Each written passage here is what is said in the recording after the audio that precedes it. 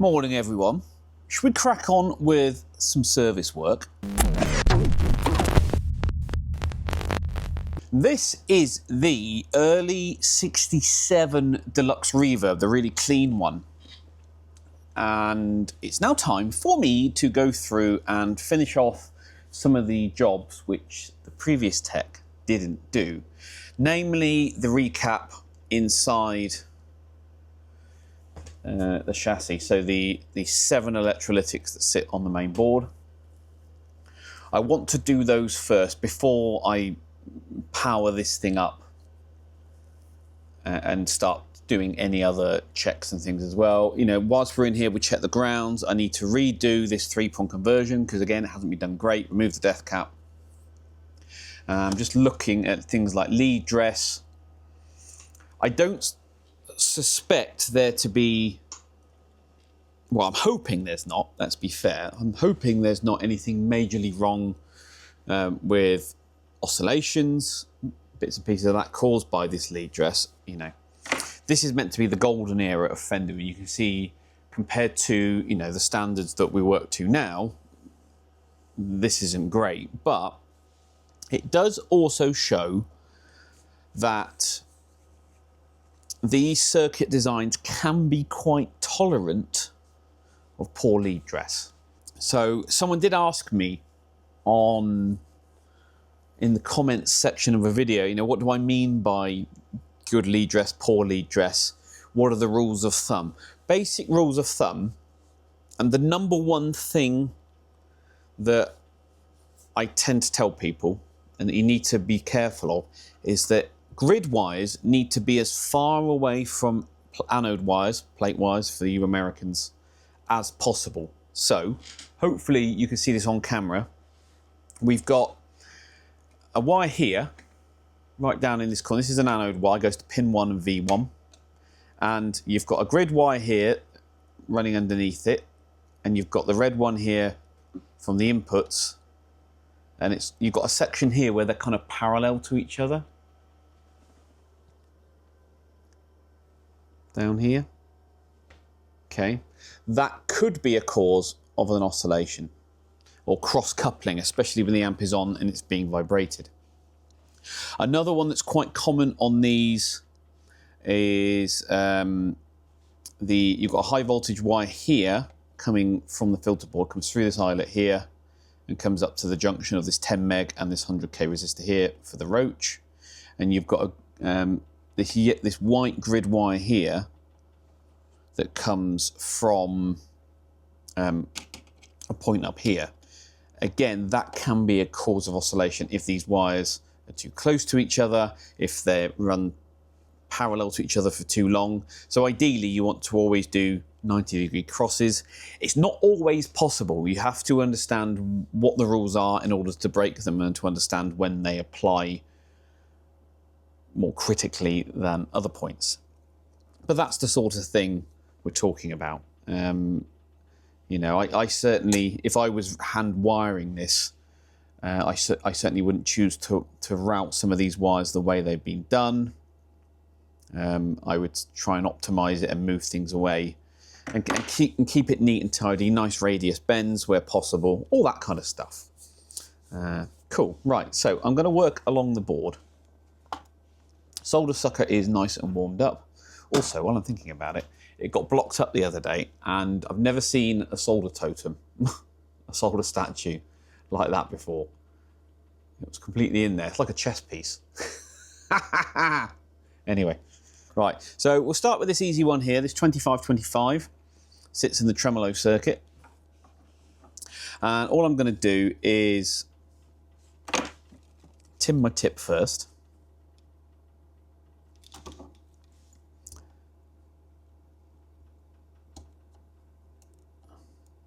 So we'll take the wire out of the eyelet first and move that away. Then I can come along and I can lift the leg of the cap out and I can do the same on this side. Remember, pliers are smaller than fingers, so use your pliers. If you try and get them with a finger, 1, you will get burnt, but 2, pliers are easier to get into those hard to reach places. So there's the cap. Standard Mallory, 25, 25. I could stick it on a leakage tester and test it at 25 volts, but for an amp that's, you know, 1967, and yeah, what are we now? 2025, almost 2026. So we're coming up on, how many years is that? Is that nearly 70 years old? Getting on a bit. So we'll get the cheap tester on. This just measures value. It's not great. It's not super accurate, but, well, do you know what it is? It's more accurate than you think it is. It's just not the best. So we'll just get on there, see what it says. 46.6 microfarad, and it should be 25. This is something I want to talk about, and this is a great example, right? In fact, before we do that, on the same tester, let's get a brand new 2525. These are the ones I like to use, the ones from TAD. They're absolutely fantastic. If we measure this one, what do we get? 25.5. Perfect. Okay. People often talk about different caps sounding different brands sounding better than others. Classic forum post that you always see. I recapped my amp and there was a massive improvement in tone. And I really like these capacitors over this brand. You know, why do these caps sound better than others? Well, take that one for example, this white Mallory, it's now double the capacitance, although that's probably not true. It's because it's leaky that the meter reads it as high. If you were to replace that with the correct value, its original value, 25 microfarad, and let's say this was a point in the circuit that did affect the sound, yes, you would hear a difference. But the difference is not because of the brand or material cap, it's because the value is different, right? But if you didn't take the time to measure this value, you wouldn't know that, and you would incorrectly assume that it's the different brand of cap that makes it sound different rather than the value. Do you see where I'm going with this? So, I've got a choice to make, or a choice that I could make, which is, do I replace this cap with the original value for the amp, or do I replace it with a 50 microfarad cap so the sound doesn't change? Now in that position it's not going to make a difference, but if it was in the preamp and it was leaky, like when we get to this one here, again we can do the same thing. So do we try and keep the sound of the amp the same, or do we revert it to its original sound? Right? What do you do? Where do you go with it? My argument for this is put it back to the original value for the amp, because that's how it's supposed to sound. I tell a story of a good customer of mine, and he's a Jimi Hendrix. I don't want to say impersonator, but he does a tribute act, dresses like him, plays all the songs like him. And he went out and he bought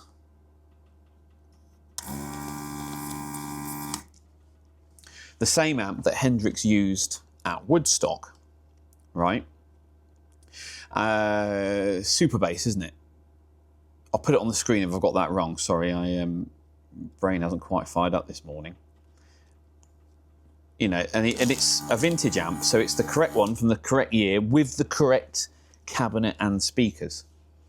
And he was saying to me, he brought it into me and said, I can't get this thing to sound the same as it does on the record. It's like, yeah, of course it doesn't. Because the amp he used at Woodstock was less than a year old. It was a brand new amp. All the components are brand new. The speakers are barely broken in. The transformers are brand new. All the caps are new. The amp you're playing now has got loads of hours on it. It's old, it's worn out, it's knackered. Of course it sounds different. So if you want to achieve the same tone as Hendrix got on that amp, on that record, you need a new amp. Do you see what I mean? Very interesting. My point being is that if you you can make the choice that, you know, if you want to keep the sound of the amp the same, you like the sound of the amp and keep the sound of the amp the same, then, you know, put the matching value in, not necessarily the original value. But if you want it to sound as it did, or closer to it did when it was brand new, then you need to put the original values in.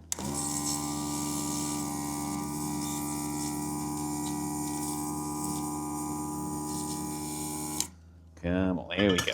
Right. So whilst we're here, these 100Ks do get a bit of abuse, so let's measure that in circuit.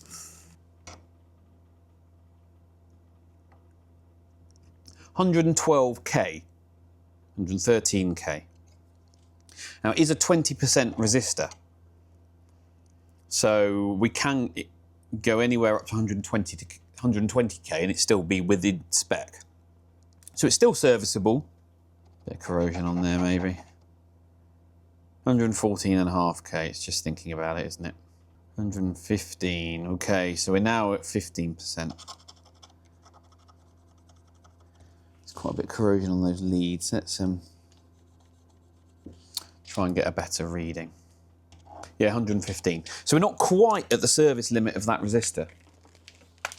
Should I replace it? Well, it's a cathode resistor. Doesn't look like it's too toasty.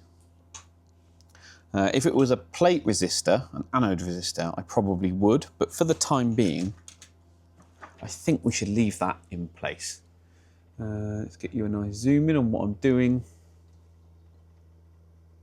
Over here.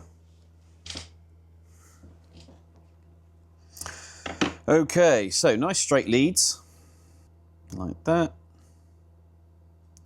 Offer it up.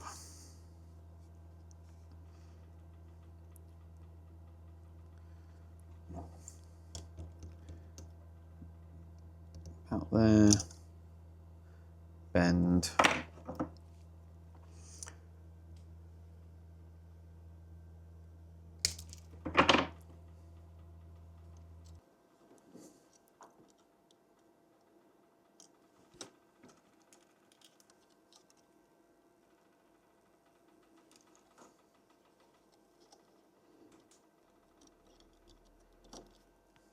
I'm going to come back and redo that joint in just a minute, bear with me. I'll get the bottom end in first.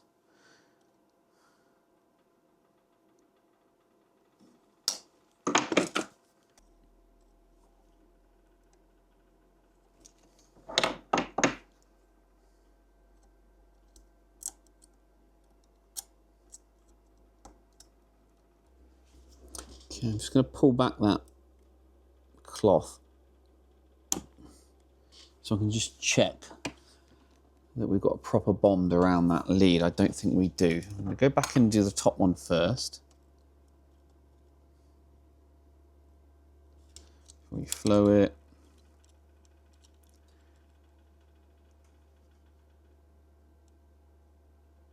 Wait for it to flash over. Very good. Come back. I'm just going to redo that one. It's bonded around the component legs, but not around the cloth wire. We'll just go back and redo it. There we go.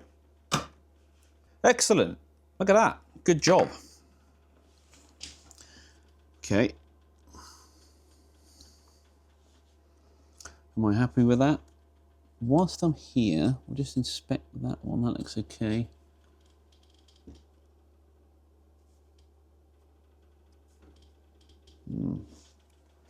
Right, moving on.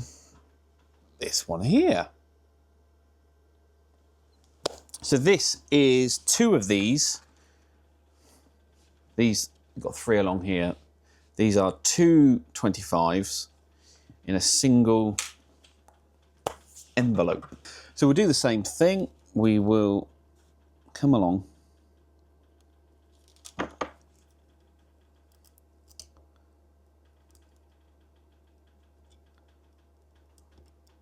Come on. There we go.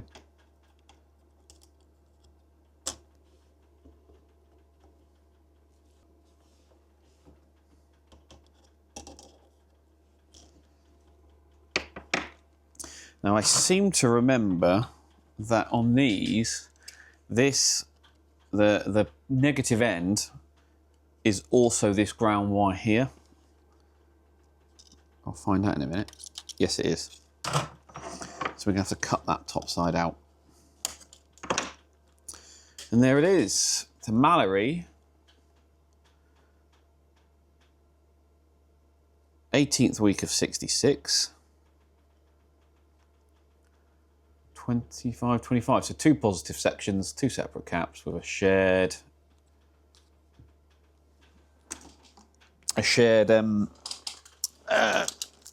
common negative. Right, okay. Let's check this side, shall we? So one side measures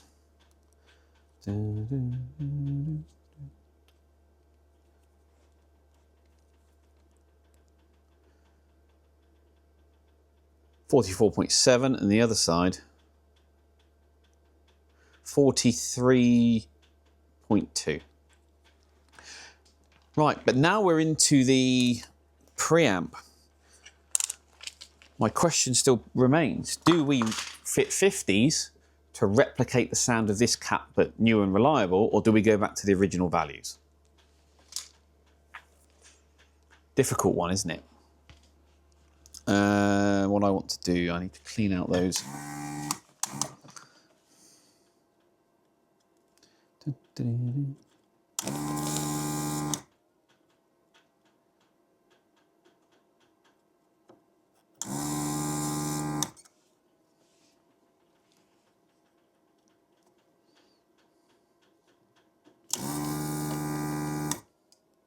Something not quite right with the solder in this.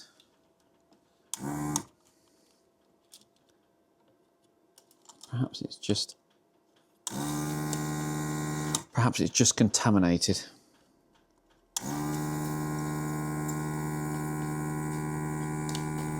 There we go, got it all. And finally up here. Okay. So, same thing again then. 2 resistors. Can you see? You might be able to see that. So this one on the left here, red, violet, red, 2K7. Measures 3K, and against a silver band, so it's 20%. We're still within spec. And this side, grey, red, brown, 820 ohms.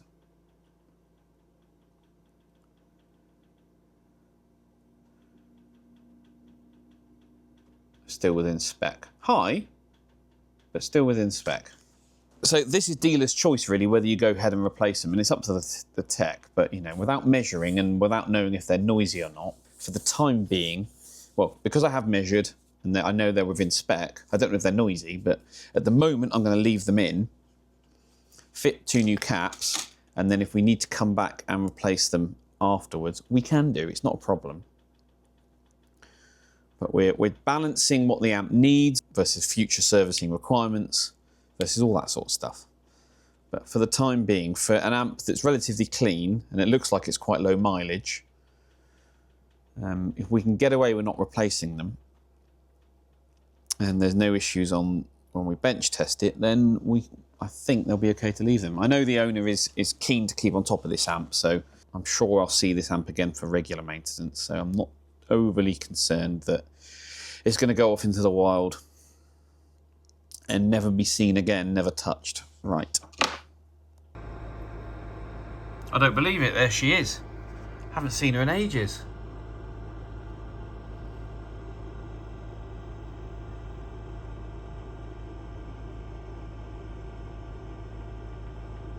Okay, on the test bench, the deluxe reverb is fired up. What have I done? So I've done all of the electrolytics on the board, all 7 of them. I have swapped in the switchable volume control. So we've got switchable bright cap on there, and it works by, the way he wanted it to work was with the knob in, no bright cap, and then you pull it out, to engage the bright cap. Okay, fine. I did replace the diode in the bias supply. I've redone the 3-pon conversion. I just need to shield these terminals off, but I wanted to get this thing fired up and tested. The customer supplied a lovely set of RCA 6v6s in these really, really cool old boxes, which are now installed in the amp and up and running. So with no signal going into the amp, this is how it's currently biased. I haven't touched anything yet. So about 412 volts on each anode, about 22, 23 milliamps running through, biased to about 9.5 watts. Which means 9.5 divided by 12. These are old 6v6s, 79%. So a little bit hot, but we can adjust that for the time being. Going into the normal channel, and we have output on the scope. I'll just swing you around, zoom you in and show you. We've got nice output. Okay, a little bit of clipping at the top, back it back down so it's smooth. That's saying 11.4. We'll be generous and call it 11.5 volts into 8 ohms, puts us at 16.5 watts. So we are a little bit down on power. But for 22 watts, we're going to need just over 13 volts, which is about there. So one half clipping more than the bottom half, but it's capable of doing that power. Now, I always questioned whether deluxe reverbs were meant for 6v6s. It's got all the specifications of a 6L6 amp, the output transformer impedance, the heater winding current capability or capacity of the power transformer. Everything in here points to 6L6s, apart from they're running 6L6s. Sorry, yeah, other way around. Anyway, back to this. So that's the normal channel, but we have a problem. We go to this second channel, and we've got a very low output, if anything at all. Nothing, really, which means we can do some signal tracing. And so if we get my purple probe, we can see that's the signal going in into the grid of V1. Oh, sorry, V2 pin 2. There it is, there's my signal. But if we go to the output of that triode, nothing there. Should be a huge signal. We've got no amplification going on at all. Very interesting. Why not? What's going on there? If I bring you back round to this, we can start doing some checks. So we get the voltmeter first of all. And let's do some probing around. DC volts.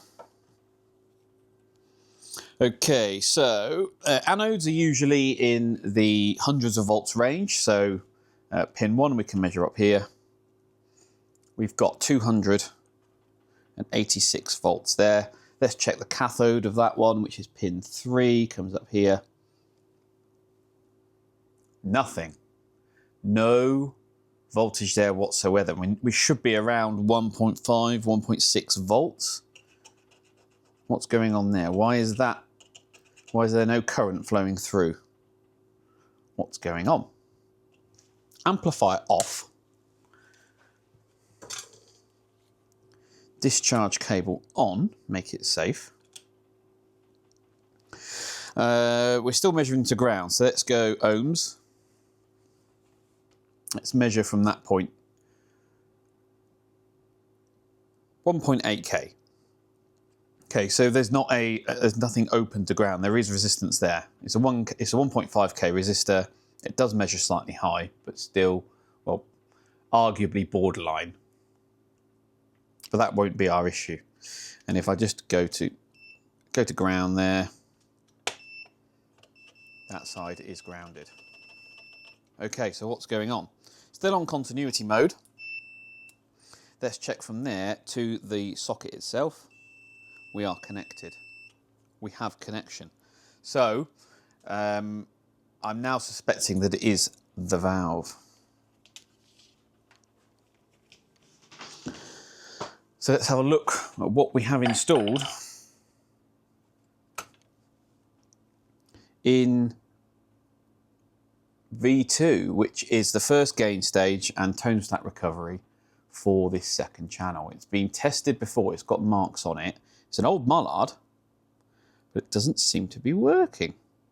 And it is warm. So let's just, for the sake of argument, nice and easy, let's just stick a brand new valve in its place, 12AX7, see if this thing comes alive. Don't need to test the valve, don't need to do any messing around, faffing around, we'll just stick it in. Discharge cable is off, turn on. Let's come back to look at the scope. Amp's just coming up, and look, there's our output signal.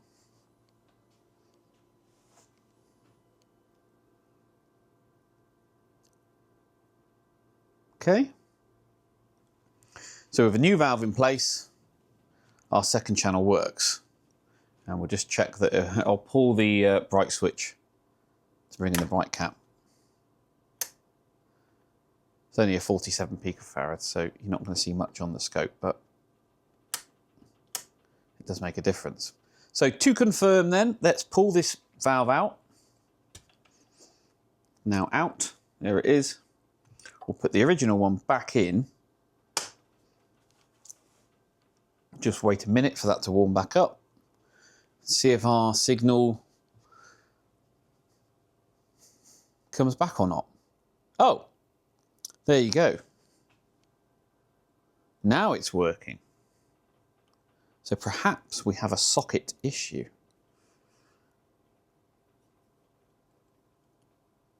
Just wobbling the valve. Okay,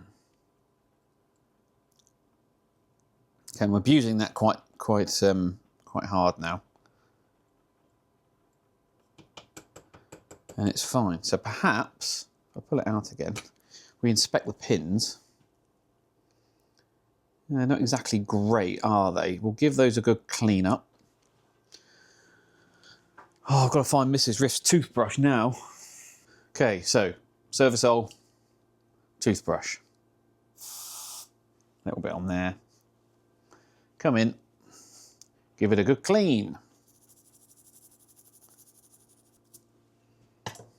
Okay, plug you back in.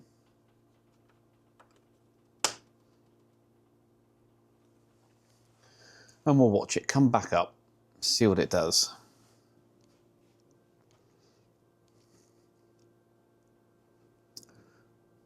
Oh dear. Oh dear, oh dear. It has not come back to life. Wiggle this valve socket. Remove it. Plug it in again.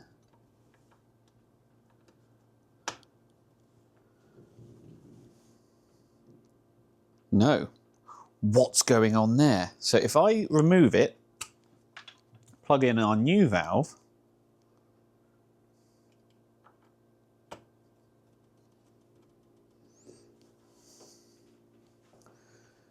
does it come back alive?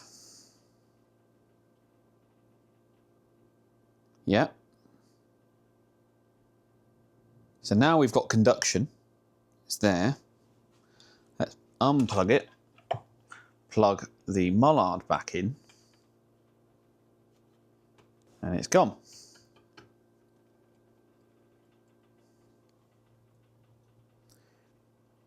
Repeat the test one more time. Back to our new one.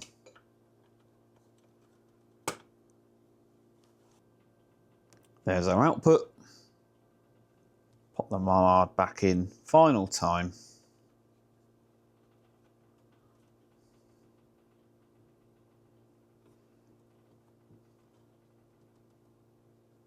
low output. Okay, so let's have a look. I'm looking at the valve now. Can we work out what's going on with it? Do we have a heater problem or do we have a valve problem? I suspect it's the valve. Yeah, look, as I tap it.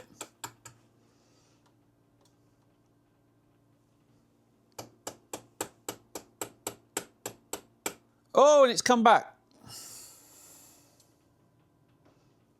I think there's an internal short in that valve somewhere, or an internal break, sorry.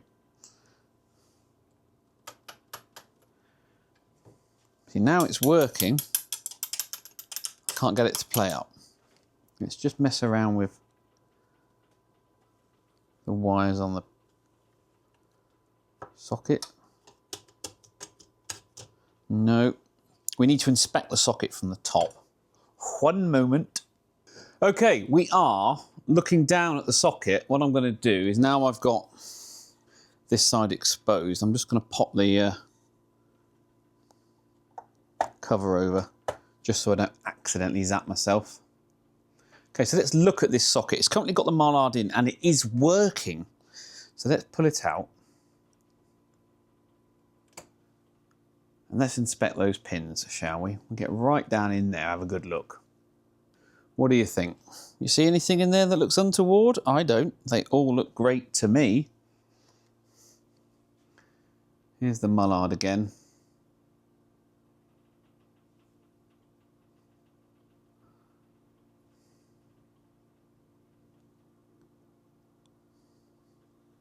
Just having a look, sorry, deep inside. I'm looking at the all the electrodes in there, see if there's anything loose or misbehaving.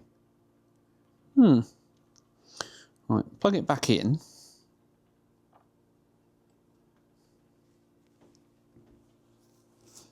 We'll just see what comes up on the scope again. Okay, output has not returned. And I can see that only one heater is lighting up, so it's a valve problem. We have an intermittent open circuit. That's a shame. Let's stick that in, shall we? Just to confirm. Yeah, we're back alive. Well, that is disappointing. So, didn't need a valve tester, just need to do some very basic tests to confirm that that is indeed a faulty valve. Never mind, what a shame, a real shame, but it is what it is. So I'm going to now leave this burning in on the bench. I'll talk to the customer about what he wants to do about that, whether he wants to find something nice for it. What have we got in V1? We've got a nice mallard in V1. A Watford's cryo something in V3, sorry. Okay, going to leave that running in. In the meantime, we need to install the ET65 into the cabinet. And here we are. So our job today is to remove the Jensen from the cabinet. We want to solder the original speaker cable onto the ET65 and install it back in the cabinet. But whilst we're here, I did promise you guys we'd have a look at the reverb tank, because it seems to be installed in a very strange way. So hopefully everyone can see. Where is my drill? Had it on charge. Right, so let's get this bottom panel off. Clutch on the lowest setting. So, a bit of an Arctic blast at the moment in the UK. Very cold, or cold for the UK anyway. Which meant, well, for the last couple of mornings, I've actually had the diesel heater on. And what an improvement it's made. Absolutely wonderful. I mean, it's brought the temperature of the workshop up to where I want it to be, around 20, 21 degrees Celsius. A nice working temperature for somebody, you know, that's generally sitting down most of the day. I'm not, you know, outside being active. Alongside, and that's alongside the the aircon unit that's on heater mode as well. So it takes about an hour to bring it up rather than 4 or 5. So yeah, very pleased with that. Anyway, let's get this thing out. Non-factory screws holding those in. So somebody's had this out before.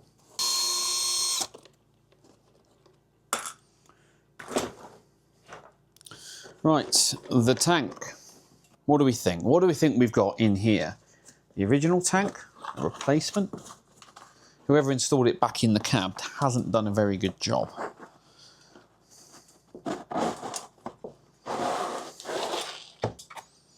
Okay, the bag itself, it was upside down, but it is in quite nice condition actually. Give it a bit of a clean up, no problem. And the tank itself was upside down like that, but it does appear to be the original. And if I just peer in the end, oh, don't even need to do that. I can put new staples in, don't worry.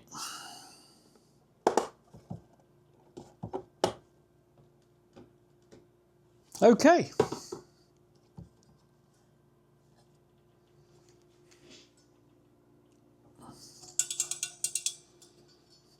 Reverberation unit. It is a Hammond tank. Very cool. None of those wires are broken. Either end.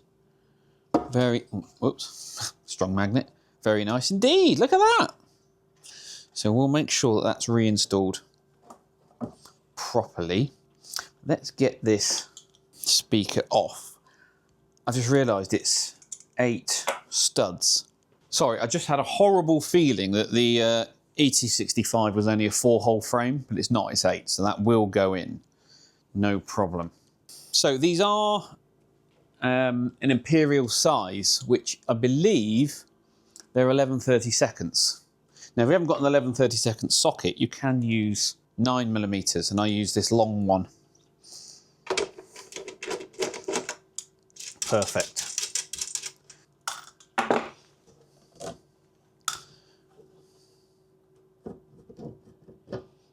You don't want it dropping out. Okay. Before we look at the cone, there she is, Jensen, C12Q. 220 means Jensen, and that's the 34th week of 1966. Bit of rust on the frame now. Spin her over. I think that's been reconed. I think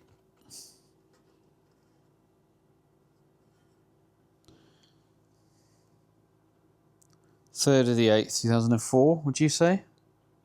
That's not the original cone. That is a reconed Jensen. I wonder if the buyer knew that. That's not the original cone. One moment. Just got off the phone with the owner. He's not concerned that it's had a recone. He still wants me to install the warehouse, which I will do.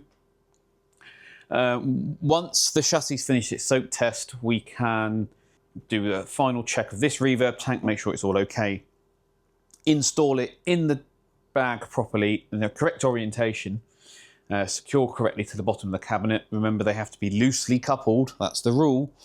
So there's that. I can put his Jensen away, and yeah, we're pretty much done with this, not far off, which is good news. But let me crack on with the speaker. What have I done with the cable?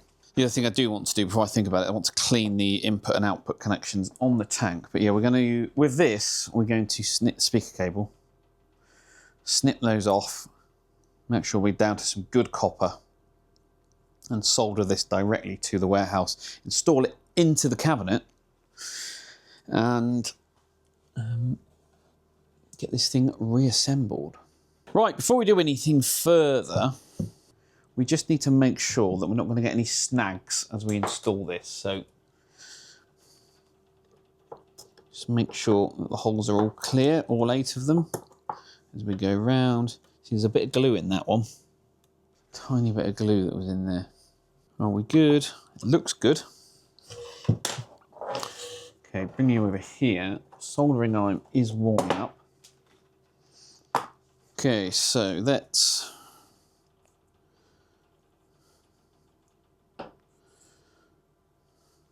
try and get these roughly the same length. Okay.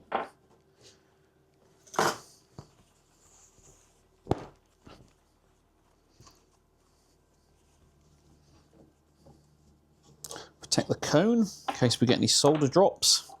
Got some nice clean copper in there, look at that. Beautiful. Just twist all that up. Do the same on the black. Now, not that it matters on a single speaker amp, but we should check the phasing of the speaker plug and cable.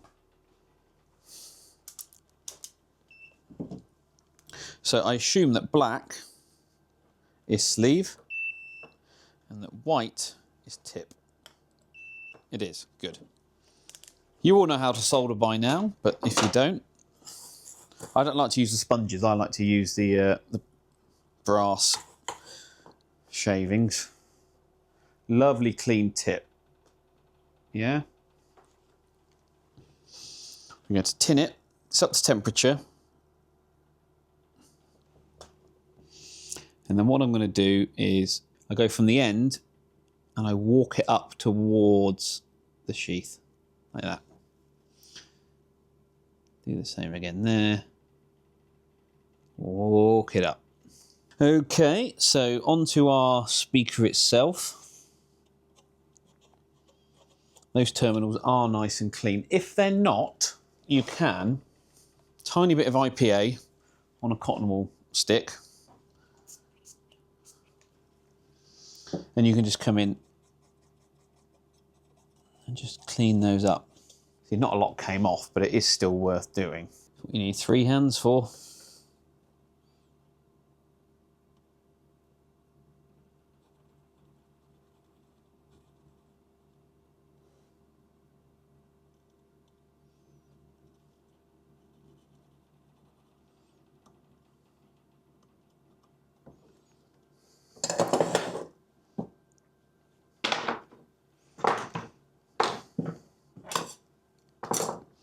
Beautiful job.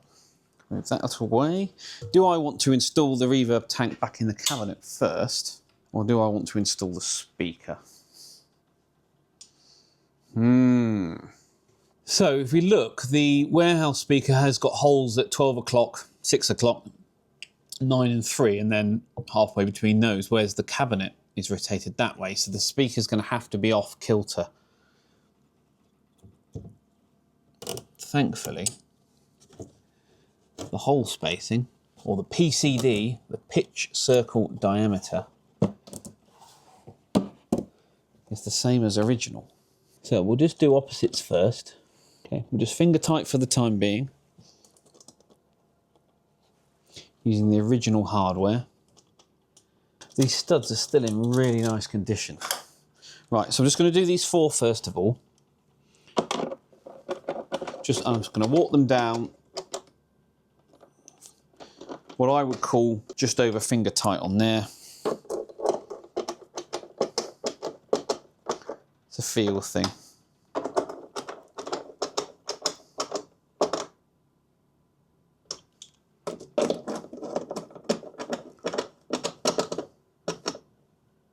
Okay. Let's go back and check them. Just going to the same level of tightness, same level of torque, and then we'll get the other ones in.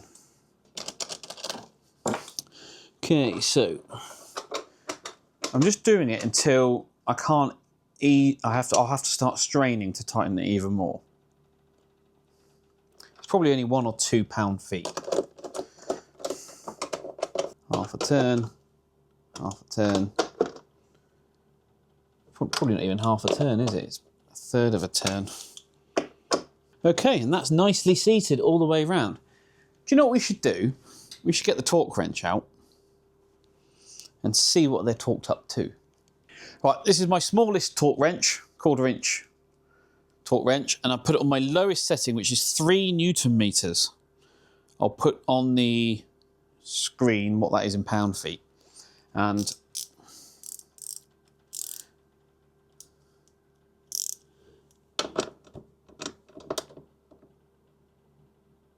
these were tightened to less than that. It's not even clicking, and it's still turning. So less than 3 Newton meters. So it's not a lot at all. It's the point I'm making. Does not need to be tight at all. People do crank down on these things unnecessarily, but that's in now. That is in beautifully. Right, okay, reverb tank. So it's missing one of the screws that goes there. So we need to get another screw into the wood. I'll tell you what, before we damage these cables even further, see if I've got anything that resembles a screw of that size that would work. I doubt I have. No. Is this one going to be too long? Yes, is the answer. Right, no good there. Can't find the right ones online that I can get at short notice, but to be honest with you, don't really need them. You can do what Fender also used to do, which is a tiny bit of masking tape just to hold it into place. This is tone tape, by the way. Loads of harmonics in that. So we go, and then what I want to do is there, cut in there.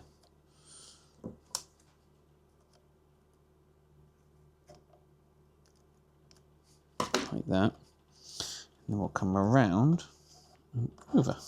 Beautiful. Need to clean my desk. Right, what's next?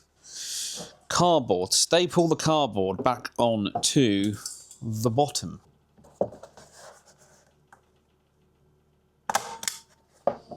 Beautiful, look at that. I'll do the corners first.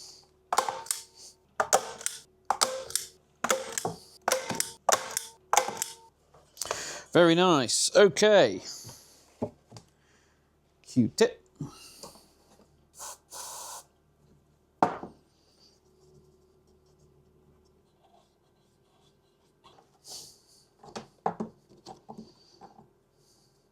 Right, reverb bag. What do I do with that? Just going to go and give that a quick clean. See if we can freshen that up. Just a little bit. Right, better than it was, but not perfect. Okay, so double layer bag. Slot that in.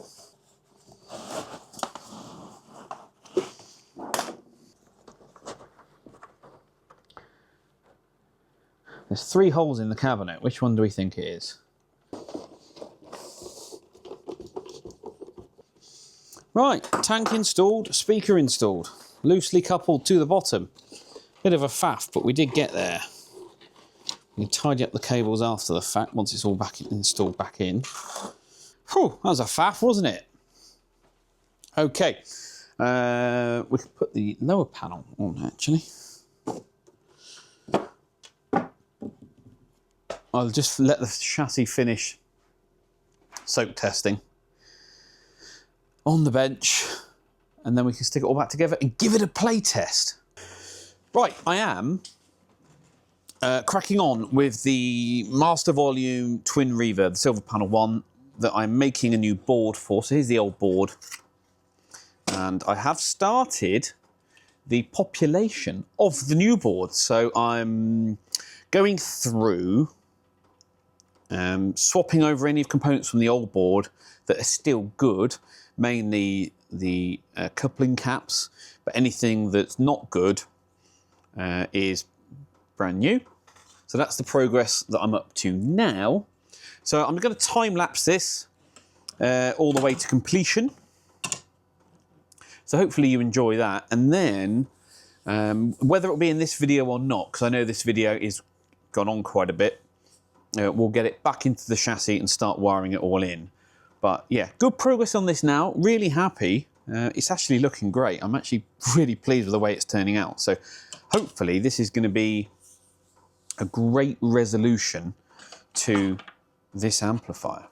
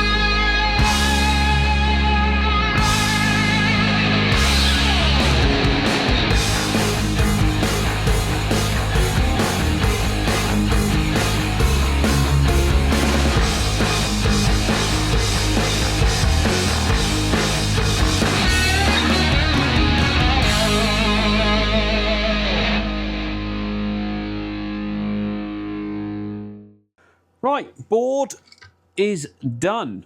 As you can see, here it is on screen. Apologies if you can hear a clicking in the background. The diesel heater is running because it is Arctic in here this morning. Anyway, board is done.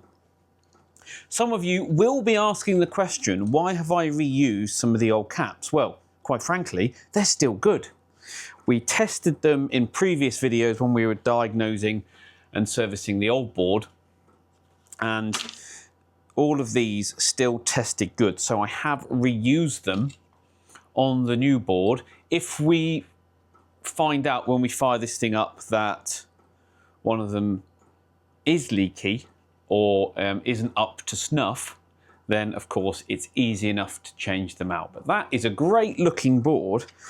I mean, you can see the improvement over the previous one, right? So all good news. I did make a tiny mistake on my initial drawing. I left out an eyelet, this one up here, so I added one there. And then, as you can see on this board, there's a jumper wire here for high voltage coming to these two plate resistors. I'd missed that off on my drawing, so I've added it in and put the jumper in as well. So just so we can reuse a lot of the original wiring at the same time. So yeah, so the next job for me is, if you can see, there's only one underboard wire, this one here. Everything else is over the top, which makes it really, really easy. And I've kept the original overboard twisties so I can transplant those directly onto the new board. I will clean them up, of course. But yeah, we are making really good progress on this. I'm enjoying it. But you can just see the state of that board. I mean, we know this material is crap. Excuse the language, but it is. I mean, look how flexible it is. We know it becomes conductive. We know it's a terrible choice. So why people still build amplifiers today with it, knowing the problems that the original ones have, is beyond me, you know. get a piece of FR4, drill it yourself, optimize stuff if you can. And you end up with, you know, a much more reliable amp. So I'm going to get this thing. I've still got to put my standoffs in. The one in the middle, I forgot. I've got to take the filter board out to get to the underside. So I need to do that. Then you get my standoffs in, and that can go in, and I can start remaking all the connections to the eyelets. And hopefully we can try and get this thing fired up. Oh, look, I've missed a thing. Quite soon, I was looking at my calendar the other day, looking down here. I have got quite a lot of big jobs to try and get done before Christmas. I think we've now got 4 weeks left before I stop for Christmas, and I've got easily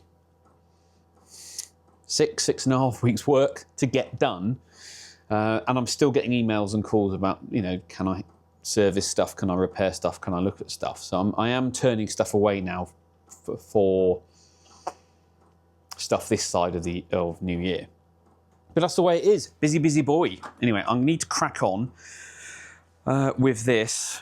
I need to get some builds finished. I need to get other bits and pieces done. But this is coming on quite nicely. So the owner did, because I sent pictures of this to the owner, and he said, why does the chassis look like this? It looks like it's been in a fire.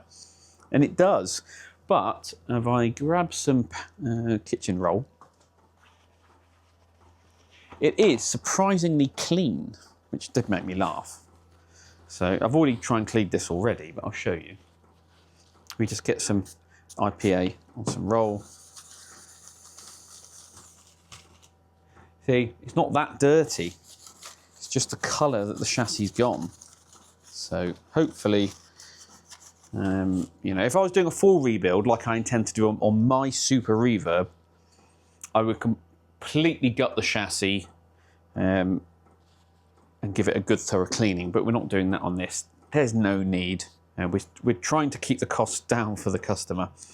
We're trying to get the most bang for the buck, so the best result for the least amount of money spent and the least amount of components changed.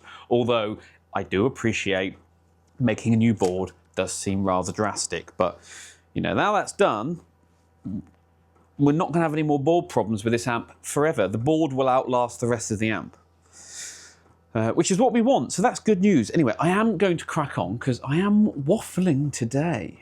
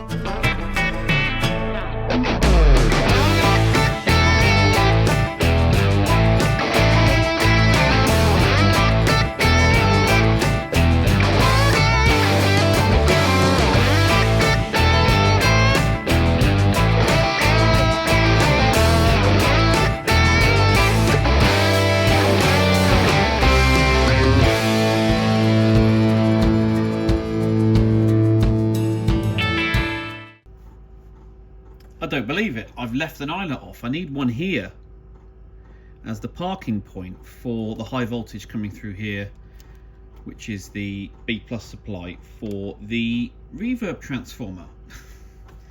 I've already started soldering this in, so I think I might be able to do it in situ. I might just have to undo the mount, pull the board off and fold it down. I might be able to do that in position. We'll see.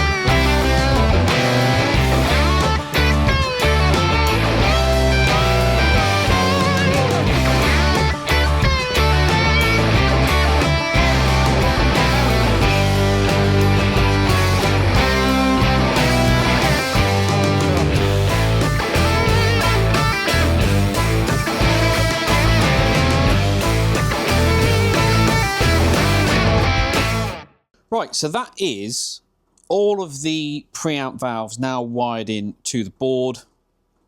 Got the parking point there for the B plus sorted, so that's all in. So the rest of it now is power supply wiring and then all the stuff along the front there, but that's going to be in next week's video. Well, that's it then, guys. Thank you very much for watching once again. Apologies I didn't get the Tweed Champ 5F1 serviced in this video, but I will. Don't worry, it is coming. Please give this video a thumbs up. All of your comments and questions down below. We do need loads of questions for next week's Q&A. Subscribe and hit the notification bell if you haven't already. If you're feeling super generous, why not buy a t-shirt or join the channel like these guys did. And I will catch you all at the next one.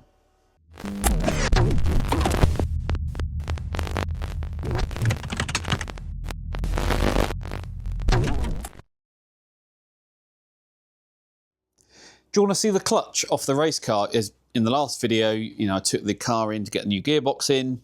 They did the clutch at the same time because the one that's in there, whilst it is a racing clutch, been in there for quite some time. 48.5 hours of track time it did, 38 or 39 race weekends, 9 of which were standing starts. So it does get some abuse. Even though I heel and toe, they don't last forever. Motorsport is pretty brutal on components. Let me just show you. Here it is, look. So it's this is a 6-paddle clutch, and you can see, wow, look at the wear pattern on that. In fact, this one had a chunk taken out of it. So that would have been a standing start, the way that went. So that's the flywheel side. So you can see where it was grabbing the flywheel, where the hot spots are, bits and pieces, and we spin it over. This is the gearbox side. Very worn out, very, very worn out indeed, every single one. Now, it wasn't slipping and it was still grabbing, but you're not going to risk it. All it takes is overheating it once and then it's pretty much gone. This is the cover, and you can see on the surface itself, it's got some hot spots and bits and pieces, so you know it has got hot in the past.